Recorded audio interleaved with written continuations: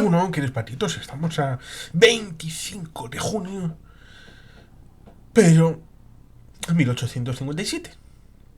Estamos en Nicaragua y el coronel José Dolores Estrada Vado será ascendido a general de brigada por derrotar a los filibusteros del estadounidense William Walker en la batalla de San Jacinto, el 14 de septiembre del año anterior. Solamente interesante para recordar el hecho de los filibusteros en el ámbito de Nicaragua tratando de establecer políticas privadas de algo parecido,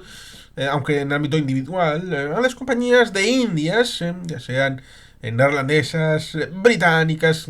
en los ámbitos distintos de operaciones, y que vincula también al hecho de la Confederación. Aunque no es exactamente el ámbito de la Confederación, pero si estamos hablando de 1857, unos añitos antes de la coagulación del proyecto confederal en el sur de los Estados americanos.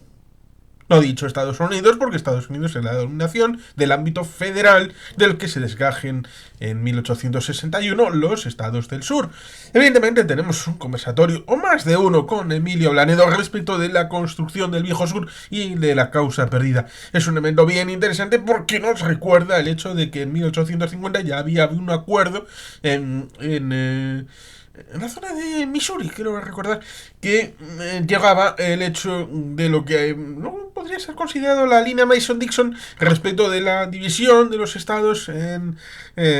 esclavistas y no esclavistas, respecto de lo que había sucedido desde prácticamente comienzos del siglo XIX en el ámbito de los estados y la política esclavista, que era estructuralmente económica y definitoria de ciertos estados en su política socioeconómica, política estructural, y que evidentemente llevaba a las instituciones federales al hecho de tener un empate más o menos estable en el Senado, donde los estados tenían 2 votos y siguen teniendo,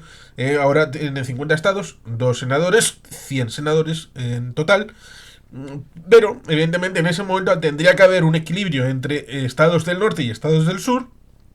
con esos 2 senadores por cada estado, para tratar de evitar que desde el norte pudiera haber una mayoría conducente a destruir el sistema esclavista del sur,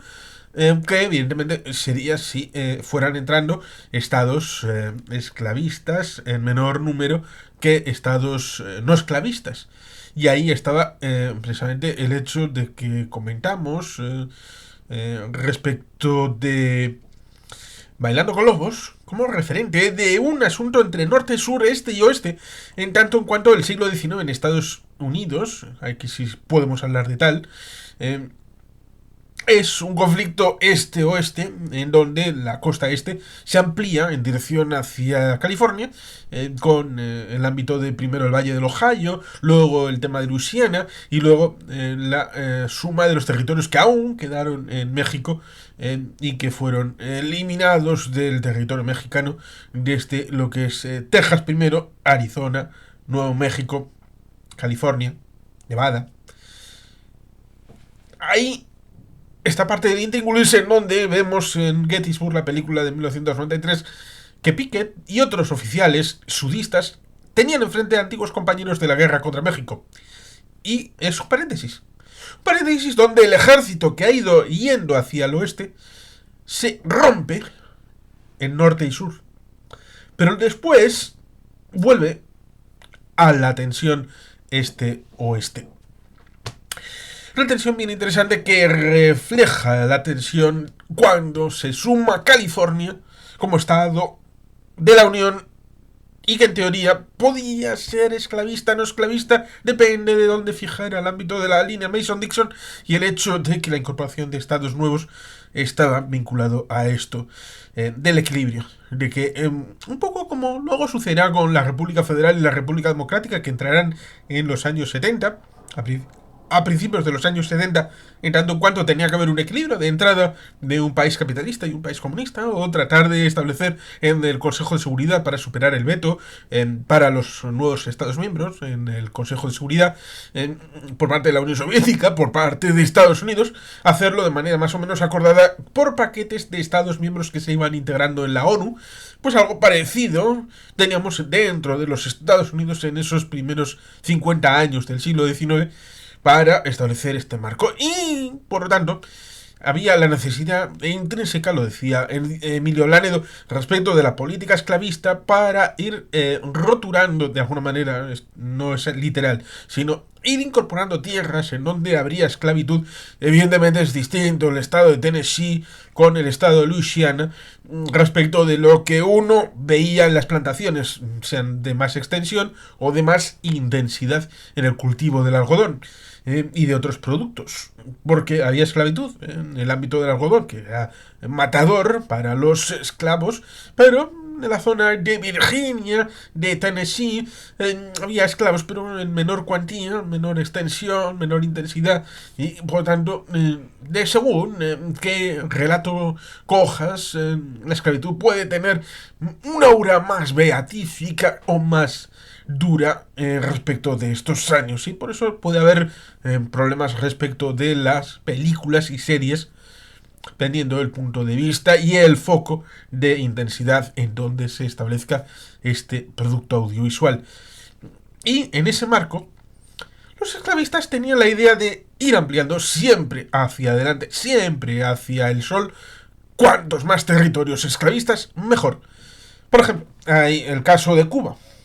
¿Por qué Cuba quería integrarse en los Estados Unidos a mediados del siglo XIX?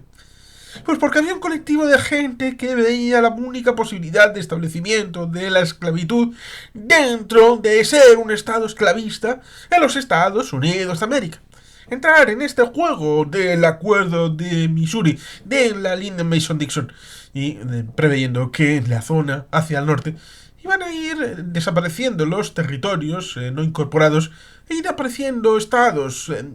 llamémosles las dos Dakotas, Montana, Idaho,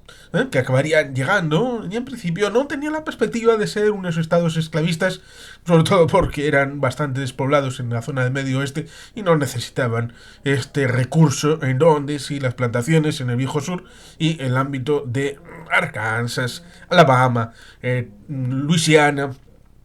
sí estaban en este esquema del viejo sur, que es importante porque la Constitución de 1861 del Viejo Sur está establecido en oro el hecho de la defensa del sistema de esclavitud como fundamental del Viejo Sur, a pesar de que luego el relato trate de minimizar el hecho de la esclavitud con otras perspectivas, hasta el punto de que, como digo, los cubanos tenían esta perspectiva y solamente cuando desapareció el ámbito de la posibilidad de ser un estado esclavista, sobre todo con la derrota del ámbito de la guerra civil, estos grupos dejaron de tener este interés en el hecho de dejar de ser parte del Imperio Español, aún decadente, pero con ciertos territorios aún existentes en el siglo XIX, como Cuba, Puerto Rico, Filipinas, algunas islas tipo Guam, que serán españolas hasta 1898. Evidentemente había ese ámbito y que desaparecerá. En 1861-65 hay situaciones bastante curiosas en ese ámbito norteamericano y antillano. El hecho de República Dominicana, que había sufrido, lo comentamos en un conversatorio con Jolulipa, que había tenido una situación complicada, por decirlo sucintamente, y no entrar en interioridades con respecto a los haitianos, y que habían reclamado la vuelta de la metrópoli a controlar el territorio, sobre todo teniendo en cuenta que la nueva potencia emergente del norte estaba enfrascada en una guerra civil. Luego, cuando terminó la guerra civil estadounidense en 1865, los españoles acabaron diciendo: ahí os quedáis, no me volváis a llamar nunca. Y luego tenemos el hecho de México, el intento de invasión por parte de los franceses a través del emperador Maximiliano, tratando de establecer un imperio. Lo problemático es que Benito Juárez acabó siendo más carca en lo políticamente práctico que Maximiliano, que venía de la mano de los conservadores, y que resulta curioso porque las políticas públicas fueron bastante más progresistas y más avanzadas en lo social, en lo económico, en derechos humanos, que el beatífico indígena Benito Juárez. Pero era la jugada de tratar de establecer un marco diferente que rompiera con la doctrina Monroe de 1823 de América para los americanos. Pero claro, ¿americanos cuáles? ¿Americanos los de Washington? Claro, es que los americanos eran bastante más que los futuros Estados Unidos de América. Por tanto, ahí estaba el asunto curioso de sustituir la corona de las Españas, la monarquía hispánica, que estaba en Nuevo México. Bueno, en Nuevo México entendido como la Nueva España, porque evidentemente Nueva España, Nuevo México, bueno, México, el de abajo y el arriba, el río Grande, bueno, se entiende. Sustituir Reino Unido y Francia y las Españas por Reino Unido, Estados Unidos y Francia. Hacer un crunchy de las potencias europeas que hasta 1898 no se llevarán. Incluso en 1898 la misión Marchand en Sudán, en el ámbito del Sudán en teoría anglo-egipcio, pero los franceses querían conectar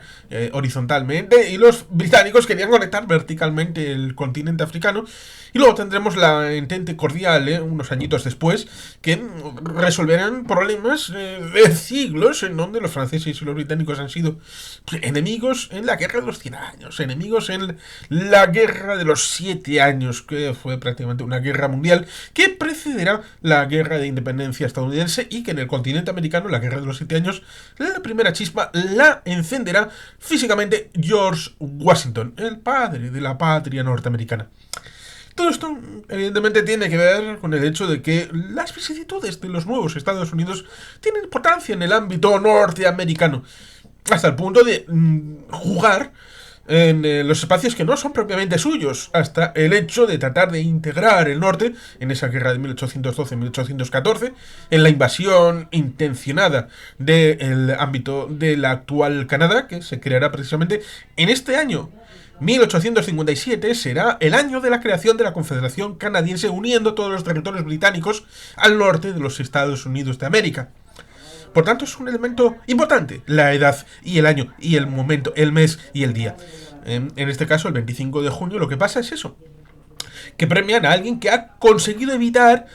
que lo que, paradójicamente, era el intento de establecer la Orden del Círculo Dorado, que es algo que aparece en la segunda película de La Búsqueda. Y hay gente que puede decir, esto es de la película. Sí, es de la película, pero está basado en hechos reales. De que paradójicamente aquellos que querían establecer un régimen esclavista, de apartheid prácticamente, tenían una idea de incorporar gentes que venían del mundo latino, del mundo chicano, del mundo nativo americano, para diluir el ámbito de confluencia de los negros respecto de las mayorías o no minorías del ámbito poblacional. Es paradójico porque cuando uno piensa no en el apartheid, se lo piensa en un Hitler redivido, el presidente Davis, Jefferson Davis, y que el ámbito de la Confederación sería como el Tercer Reich,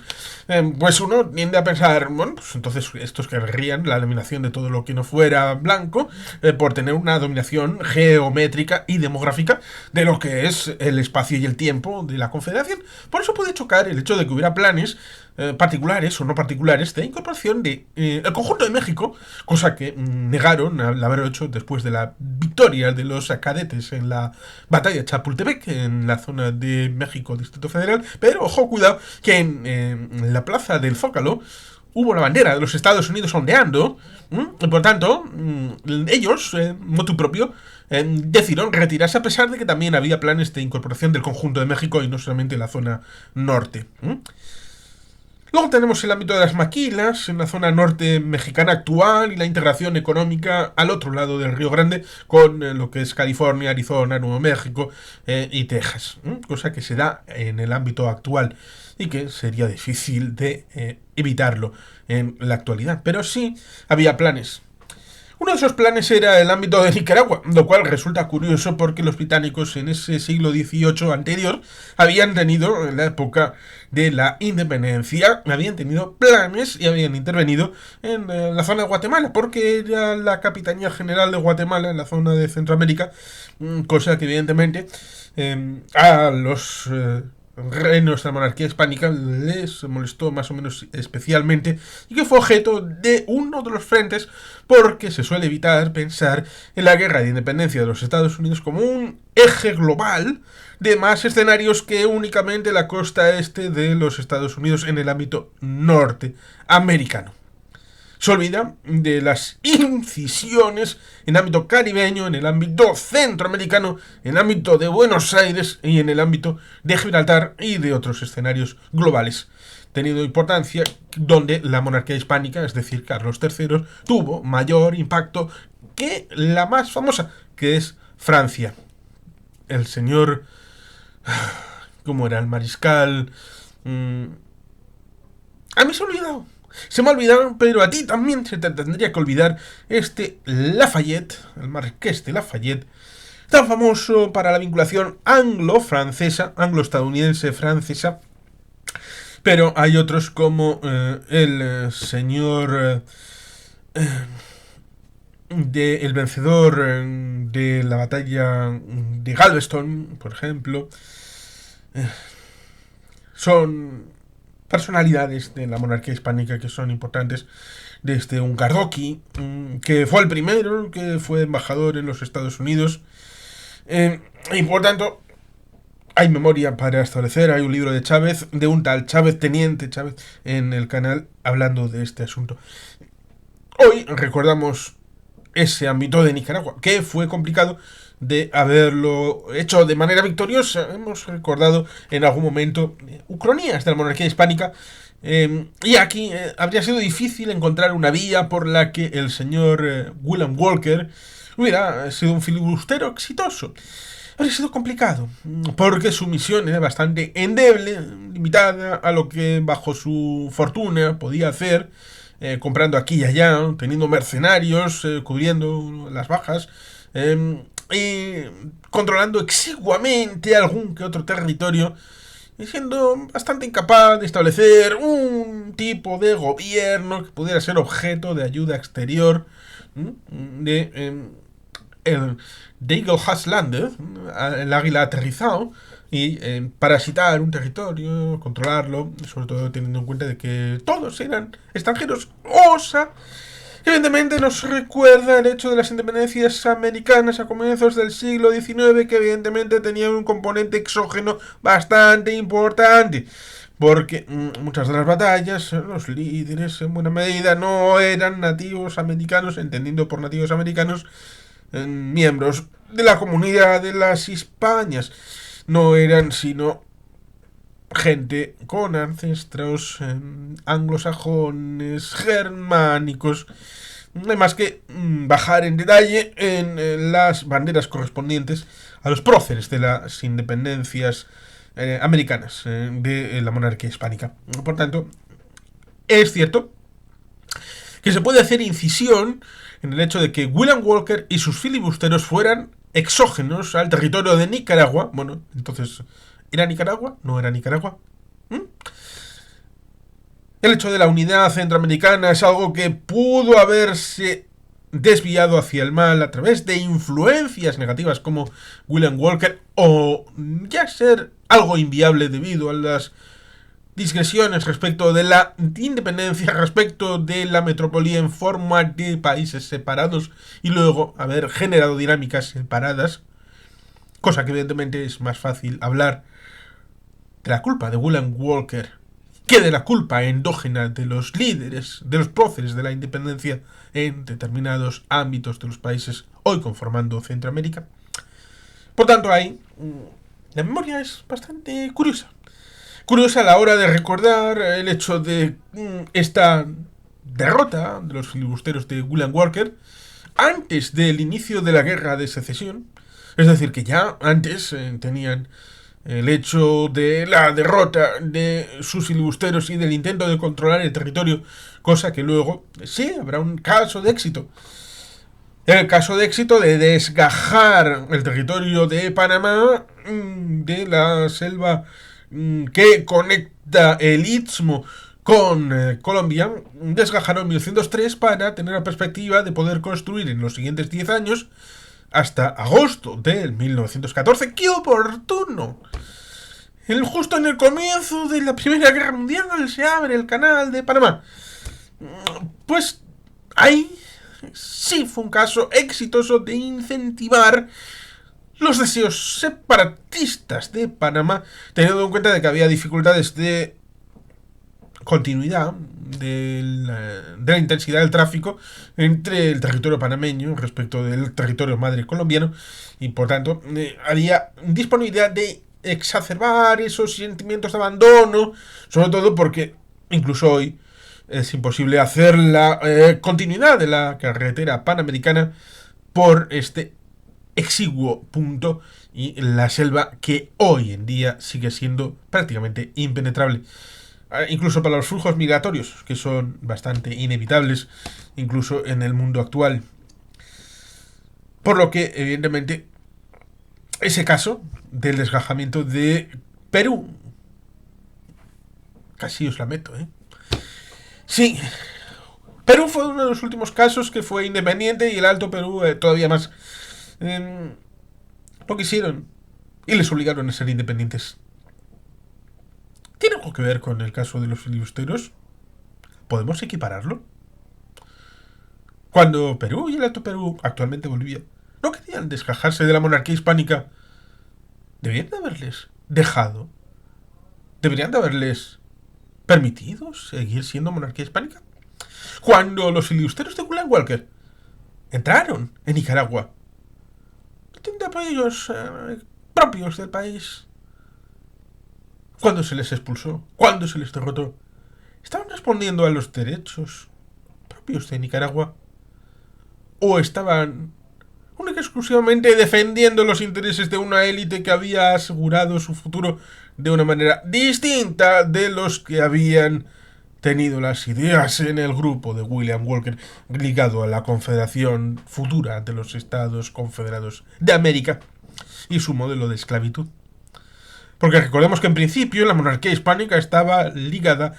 la eliminación de la esclavitud ligada a los nativos americanos. Sí es cierto que en el ámbito de Cuba especialmente había ligazón con la monarquía hispánica de cierta esclavitud con los negros, con los afrodescendientes. A pesar de que el asiento de negros, sobre todo, tenía relación con los anglosajones, con los franceses o con los portugueses, mucho más que con los de la monarquía hispánica. Pero bueno, son pequeños detalles de esta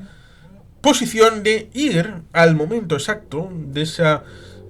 derrota. Y no solamente de la derrota, sino un día como hoy, en donde se celebraba esa derrota con el ascenso de un glorioso coronel a general de brigada, por esa memoria del día anterior, del año anterior, del momento anterior, a la hora de establecer ese momento en el que Nicaragua revalidó su independencia, aunque evidentemente no es algo que sea exactamente igual al relato de establecer cómo sería en el momento actual, o algunos traten de establecer la misma situación entre la Nicaragua de William Walker con respecto de los contra después de la victoria de los guerrilleros sandinistas en 1979. Olvidando el pequeño detalle de cierto terremoto que destruyó las bases de poder de los Somoza en el propio ámbito de Managua y en general de la propia Nicaragua. Por tanto, ojo, cuidado con los efectos y las causas, porque hay que estudiarlos de manera más o menos clara